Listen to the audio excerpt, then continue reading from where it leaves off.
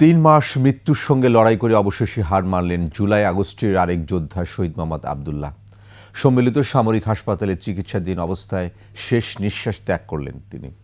কেন্দ্রীয় শহীদ মিনারে তার জানাজায় অংশ নেন বৈষম্য বিরোধী ছাত্র আন্দোলনের অন্যতম সমন্বয়ক হাসনাত আবদুল্লাহ সহ নিহতের স্বজন ও সহপাঠীরা। এ সময় তারা এই হত্যাকাণ্ডের কঠোর শাস্তির দাবি জানান। গত ৫ই আগস্ট বংশাল থানার সামনে গুলিবিদ্ধ হন আবদুল্লাহ। বিস্তারিত জানাচ্ছেন সুমাইয়া খান। কিছুদিন আগেও আবদুল্লাহ হয়তো ভাবেনি এভাবে তাকে লাশ হয়ে ফিরতে হবে। রাজধানীর শহীদ সোহরাওয়ার্দী কলেজের রাষ্ট্রবিজ্ঞান বিভাগের তৃতীয় বর্ষের ছাত্র আবদুল্লাহ আন্দোলনের শুরু থেকে ছিলেন সক্রিয়। হাসিনা সরকার পতনের দিন সন্ধ্যায় তার কপালে গুলি লাগে। দীর্ঘদিন জীবন মৃত্যুর সাথে পাঞ্জা লড়ে চিকিৎসাধীন অবস্থায় সম্মিলিত সামরিক হাসপাতালে শেষ নিঃশ্বাস ত্যাগ করেন আবদুল্লাহ। সন্ধ্যায় কেন্দ্রীয় শহীদ মিনারে তার জানাজা অনুষ্ঠিত হয়।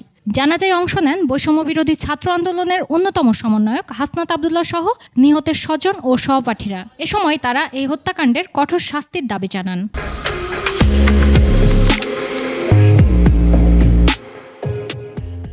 বিচার হোক, আমি যার জন্য আমার ছেলের হারাইছি তার বিচার যেন উপযুক্ত বিচার হয়।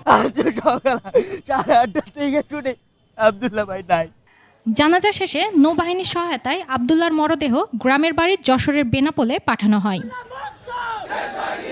সুমাইয়া খান, 21 টেলিভিশন, ঢাকা।